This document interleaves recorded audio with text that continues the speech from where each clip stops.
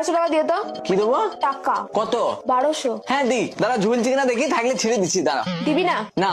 এখনই লোক চলে আসবে। কিসের লোক? ডেলিভারি দিতে আসবে। কি কিনেছো গো? একটা কুর্তি পছন্দ হয়েছিল তাই অর্ডার করে দিয়েছি। 1200 টাকা দিয়ে তুমি জামা অর্ডার দিয়েছো? হ্যাঁ গো। বেশ করেছো, যেমন অর্ডার দিচ্ছ তেমনি বুঝে লাও গা। আমি কিছু দিতে পারবো না, জাঙ্গিয়া কেনার পয়সা নাই, আর 1200 টাকা দিয়ে কুর্তি কিনে দিতে হবে। দিবি না তো? না। বেশ দেখ, পার্সেলটা আসুক, সেট করে সিল কেটে দেবো।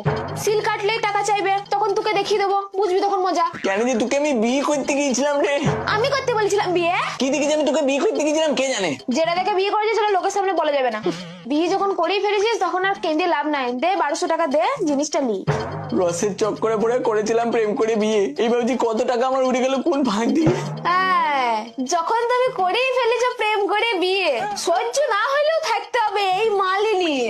আর যদি বেশি বাড়াবাড়ি করেছো তাহলে তুমি নিজেও বুঝতে পারবে না বাঁশ ঢুকে যাবে কোন ফাঁক দিয়ে।